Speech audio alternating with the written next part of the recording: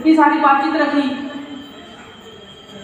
अब मैं संस्कृत में बोलूँगा तो आपकी समझ में आएगा नहीं। तो ये तीसरा स्टेप। इसके पहले क्या, दूसरा स्टेप क्या है? अध्ययन करना, संस्कृत का अध्ययन करना, संस्कृत भाषा का अध्ययन करना, भगवत गीता का अध्ययन करना। हम और अपने धर्म शास्त्रों को पढ़ सके या ना पढ़ सके, लेकिन आज के इस कार्यक्रम से हम ये संकल्प लेके जाएं कि कम से कम हम गीता तो पढ़ लें। अभी शुरू में हम संस्कृत में नहीं पढ़ सकते हैं, कोई बात नहीं, आप श्लोक पढ़िए, उसका अनुवाद जो हिंदी में दिया है उसको समझिए, उसको आप अपने जीवन में उतारिए और अपने बच्चों को सिखाइए। क्योंकि शिक्षा और संस्कार में जमीन आसमान का अंतर होता है। आज संस्कारों की बात नहीं हो रही है, आज समाज में कर्तव्यों की बात नहीं हो रही है, अधिकारों की सब बात करते हैं। बेटा बेटी कहते हैं मेरा अधिकार है, लेकिन बेटे का कर्तव्य क्या है ये सारे भूल गए हैं। शिक्षा के लिए बड़े बड़े कोचिंग सेंटर, कॉलेज, यूनिवर्सिटियाँ, यहाँ तक कि विदेश जा रहे हैं, लेकिन संस्कारों की तरफ कोई ध्यान नहीं दे रहा है। आप चाहे जितना पढ़ लीजिए, चाहे जितने बड़े व्यापारी बन जाइए, चाहे जितनी बड़ी पोस्ट पर आप नौकरी कर लीजिए, खूब पैसा कमा लीजिए, लेकिन यदि आपके जीवन में संस्कार नहीं है तो बेटा विदेश चला जाएगा और एक दिन आपकी डेड बॉडी यहीं रह जाएगी। उसको दाह संस्कार करने के लिए भी उसको समय नहीं है। ये सब हम समाज में देख रहे हैं। यदि संस्कार नहीं है तो समाज में किस प्रकार की घटनाएं हमें देखने में आ रही हैं। संस्कृत में एक श्लोक आता है, मातृवत् परदारेषु परद्रव्यलोष्टवत् आत्मवत् सर्वभूतेषु यः पश्यति सः पंडितः। और ये हमारी संस्कृति है। पहले गांवों में किसी बेटी की शादी होती थी किसी परिवार में, तो सारा गांव व्यवस्था में लग जाता था, क्योंकि शादी में कोई भी छोटी बड़ी बात हो गई, छोटी बड़ी कोई कमी रह गई, तो उस परिवार की बदनामी नहीं होती थी, उस गांव की बदनामी होती थी, उस गांव में बारात गई थी जी। लेकिन वो संस्कारों की कमी होते होते परिवार तक सीमित हो गई, पूरी गांव की बेटी मानी जाती थी। आज संस्कारों की इतनी कमी हो गई कि हमारे पड़ोस में जो लड़का है जो लड़की है उनके नैन मनन तक क्या कहते हो चल रहे हैं। अब हम इस श्लोक को यदि पढ़ेंगे, इस श्लोक को यदि हम समझेंगे, इस श्लोक को यदि हम जीवन में उतारेंगे, तो मुझे लगेगा मातृवत् परदारेषु, ये मेरी माँ जैसी है, ये मेरी बहन जैसी है, ये मेरी बेटी जैसी है। कभी भी गलत नजर से कोई व्यक्ति नहीं देखेगा। परद्रव्यलोष्टवत्, दूसरे का जो धन है वो मेरे लिए मिट्टी जैसा है। कहीं कहीं किसी धार्मिक प्रसंग में आपने सुना होगा, एक दंपति पति पत्नी ऐसे रास्ते में कहीं चले जा रहे हैं और पत्नी पीछे है, स्वामी जी आगे चले जा रहे हैं, और आगे कोई सोने की कोई वस्तु दिख गई तो वो उसके ऊपर मिट्टी डाल रहे हैं। ऐसे करके सोचते हैं कि कहीं मेरी पत्नी आ रही है पीछे, इस सोने की किसी वस्तु को देखकर इसका मन ऐसा ना करे कि लोभ ना आ जाए। जब तक वो पहुंच जाती है, वो कहती है स्वामी जी क्या कर रहे हैं आप? मिट्टी को मिट्टी से ढक रहे हैं। उनको संतुष्टि हुई। कहने का मतलब परद्रव्यलोष्टवत्, दूसरे का जो धन है मेरे लिए मिट्टी जैसा है, ऐसा हमारा चिंतन था पहले। परोपकाराय भजन्ति वृक्षा, परोपकाराय वहन्ति नद्यः, परोपकाराय दुहन्ति गावः, परोपकाराय इदं शरीरम। ईश्वर ने सृष्टि बनाई है, अथवा हमने मनुष्य ने जो चीजें बनाई हैं, तो हम अपेक्षा करते हैं कि ये जो बल्ब बनाया रोशनी देने के लिए तो ये रोशनी दे, पंखा बनाया हवा देने के लिए तो ये हवा दे, ये माइक बनाया आवाज को तेज करने के लिए तो आवाज तेज करे। यदि ये ऐसा नहीं करेगा तो हमारे लिए व्यर्थ है। हमको इसको एक दो बार सुधारने की कोशिश करेंगे, नहीं तो फेंक देंगे। ऐसे ईश्वर ने भी हर चीज निर्धारित की है। वृक्ष फल देते हैं, फूल देते हैं, छाया देते हैं, जिस उद्देश्य से बनाया वो करते हैं। नदियां पानी देती हैं, गाय दूध देती है, गाय अपना दूध खुद नहीं पीती, नदी अपना पानी खुद नहीं पीती, वृक्ष अपने फल खुद नहीं खाते। ये परोपकार के लिए, परोपकाराय शरीरम, मनुष्य को भी परोपकार के लिए बनाया, इस शरीर को भी परोपकार के लिए बनाया है। तो वो सारे परोपकार कर रहे हैं, लेकिन हम मनुष्य ही भूल गए कि हमारा दायित्व क्या है, हमारा कर्तव्य क्या है। तो जब हम संस्कृत पढ़ेंगे, जब हमें संस्कृत आएगी, संस्कृत पढ़ेंगे, तब हम अपने जो मूल जो शास्त्र है हमारे, उनका अध्ययन कर पाएंगे। फूल पुष्प टॉर्च की रोशनी से तो नहीं खिलता, फूल तभी खिलेगा जब उसको सूर्य की रोशनी मिलेगी।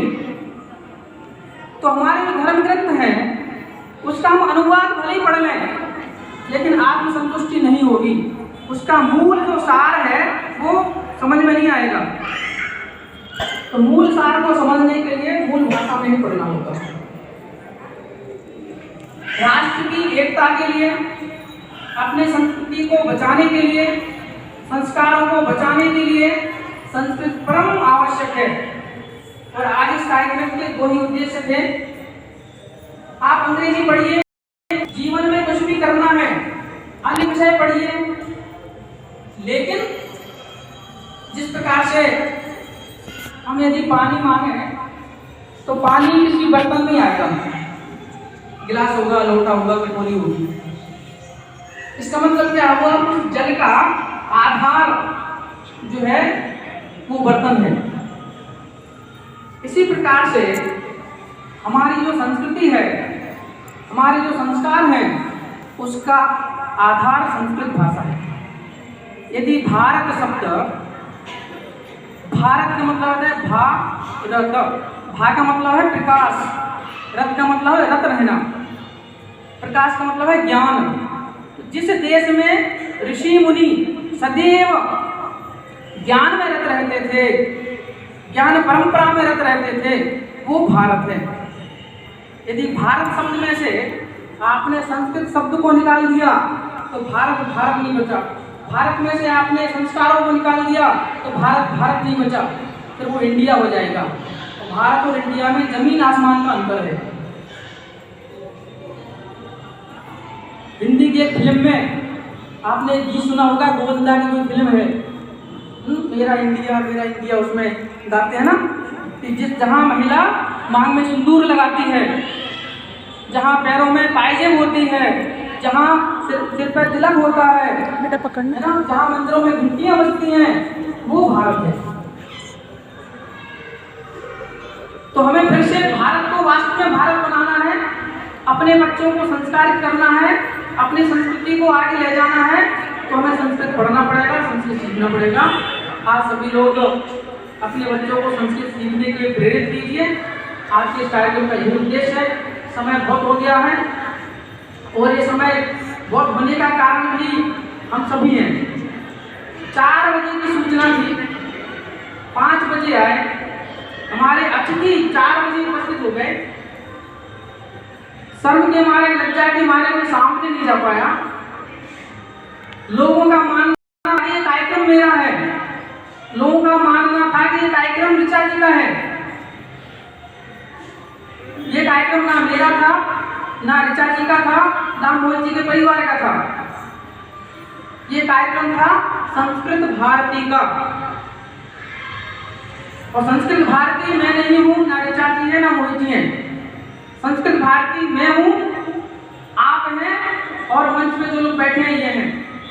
संस्कृत भारती संस्कृत भाषा का प्रचार करने वाला संगठन है और ये समाज के सहयोग से चलता है।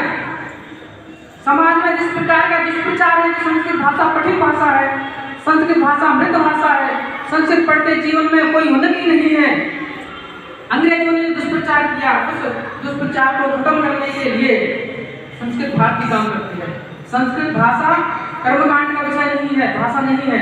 संस्कृत भाषा मंदिर की भाषा नहीं है।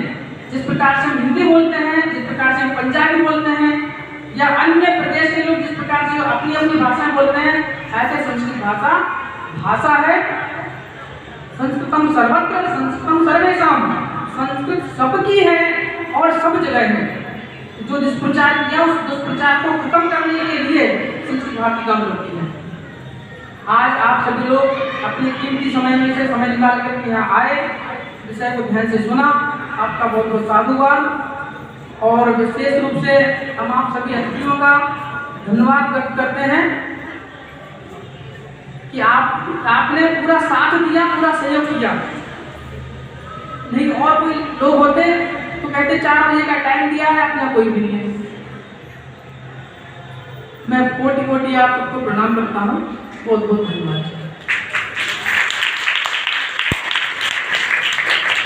धन्यवाद संजीव जी, आपने संस्कृत की महत्ता हम सबको बताई। आशा है हम सब अपने बच्चों को संस्कृत का एक श्लोक अवश्य घर में सिखाएंगे और अगले वर्ष तक जब गीता जयंती का कार्यक्रम मंदिर में होगा तो यह हम सबके बीच में ना रहकर बहुत सारे बच्चों तक यह संस्कृत पहुंच जाए और हमें कुछ शीलें बनाई हैं, हम 1000 शील लेकर आए और बच्चों को प्रोत्साहित करें। अभी मैं अनुरोध करूँगी संस्कृत भारती के माननीय संजीव श्रीवास्तव जी, वह मंदिर कमेटी, महिला मंदिर कमेटी और माननीय हमारी आज की मुख्य वक्ता साध्वी हरिवंदना भारती जी, जो कि दिव्य ज्योति जागृति संस्थान से बाकी सभी बहनों के साथ यहाँ पर उपस्थित हैं और अपने आशीर्वचनों से उन्होंने हमें इतना अच्छा जो ज्ञान का मार्ग बताया है, उनको सम्मानित करेंगे। संस्कृत भारती की ओर से सम्मान चिन्ह देंगे मंदिर की कमेटी माननीय DN जोशी जी, भूषण शर्मा जी,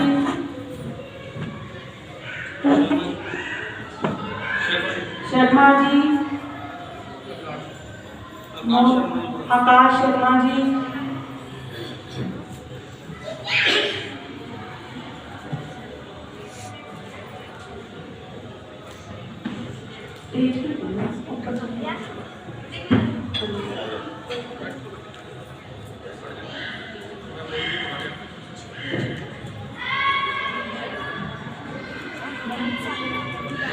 बहन जी नीमा जी,